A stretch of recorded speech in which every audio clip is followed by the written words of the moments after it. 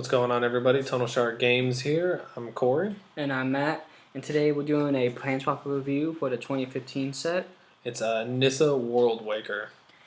Now, the thing about this card is, hands down, probably one of the best Planeswalkers in the set. It is the best Planeswalker in the set. The number one Planeswalker in the 2015 set. Because it's a 5-drop, but right when he comes down, you have 2+1 abilities that either one you use is amazing. Yeah. You can either untap up to full target force. Yeah, either you're dropping her for 1 green in a green devotion deck, or you're dropping her out there and you're turning one of your lands into a 4/4. This can be done in a green devotion deck, of course, or any other deck that you're going to be playing her in. Yeah. Seen her in a lot of multicolored decks recently. She's pretty prevalent throughout Standard right now, and she's tearing it up. She does have some weaknesses, of course.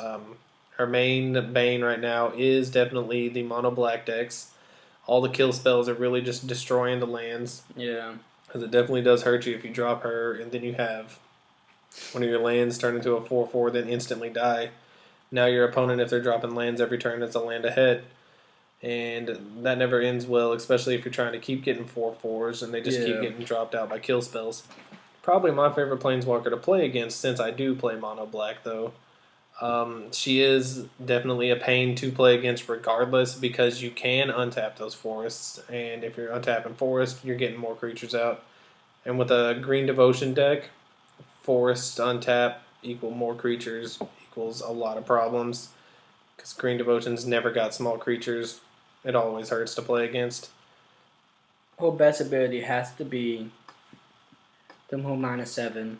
You can search your library and get out all of your forest. Yeah, pretty much search your library, get your lands, throw them down. They're 4/4s. Now you got your 4/4s out there. You're no longer top decking and hoping you don't get a land and you want something to play. Yeah. You're drawing, you're getting anything you want to play. At that point, though, if you do have all your lands on the field and they are 4/4s, attack fall. just win the next turn. Of course, you can be flashy, keep drawing, but unless they have a board wipe, you're winning next turn. And the best thing to do, truthfully, don't be flashy. Just attack for everything. Because when they do have a board wipe, then you're going to be all pissed off and everything. Yeah. You're giving up all your lands, and now your opponent's going to run away with the game. Yep.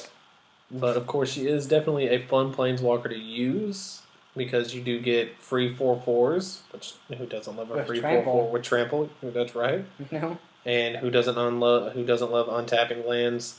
Your opponent, that too.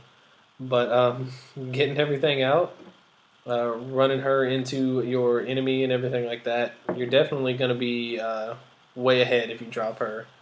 The best place to use her right now, I feel like, is definitely going to be a green devotion deck, because you get the most use out of her via her +1s, and her ultimate there, of course, can work with any land, but again, or any basic land. Yeah. So green devotion again, getting all your forest out there. All her abilities work great with it. But any land, actually? Oh, it is basic land. Basic lands, yes. So any basic land. It is basic land. I haven't noticed that. Yeah, so getting the basic lands out there, what mono green does. You get all the 4/4s. But then again, I've seen her in, I believe it's Abzan mid-range, and she's killing it there too. You drop her out. Not only do you have big creatures that you're beating down with, you're also dropping out 4/4s and possibly untapping the forest that you use to bring her out as well.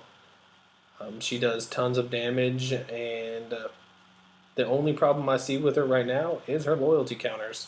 She comes out with 3 loyalty counters for a 5-drop. And, that's really, in my opinion, is probably the only thing that's bad about it, like Corey said. For a 5-drop, you at least think maybe a full loyalty counter, but 3, that's just... Yeah, I see why they gave her the 3, because she does have the 2+1s. Yeah. And she is a complete beast when she gets out. And I can see that too. And her, -7 is absolutely a game winner, I would say. Yeah, usually if you're going to ultimate your Planeswalker, you're going to win the game. Yeah. But in this case here, she is definitely a fantastic Planeswalker one of the best in the set right now, and it shows by her price as well. She's sitting at around between $35 and $40 for just one of them. Yeah, and that's high cost. You can for low cost, you can probably find one $30. $30 minimum right now is what she's looking Yeah. at. So it's a really great planeswalker. I don't see her going away. No, high anytime soon. cost is almost $50. Yeah, high. That just hit me. High cost, if you buying from some butt, it's just gonna Yeah. charge you high. But mid cost is what you normally gonna come through at shops or So you're looking at about $30, $30 to $35 for her. maybe she's kind of beat up, maybe 28. Yeah, 20. there you go. Try to get her torn in half, something like that. And hey, but yeah. But that's all we gotta be say about her. Wonderful card if you can get your hands on her, or even a couple of them. Just make a deck and put her in now because go to F&M and you're gonna be doing some good stuff. Yeah. You can play that deck real well. You pull the card, you're gonna win the game. As long as your lands allow it, you're gonna be pulling some quick victories with her out there. Other than that, she's just a great planeswalker. I don't see her going away anytime soon. It looks like she's gonna be running standard for a while. Yeah, I'm pretty sure I'm gonna be playing her when 2016 comes up. Yeah, she'll be sitting out there, especially since Garrick is now black-green, or at least this one is. She might have a spot in the next core set. Yeah. Alright, well that's our review for her.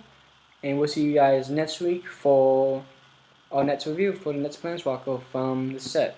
See you guys next time. Later.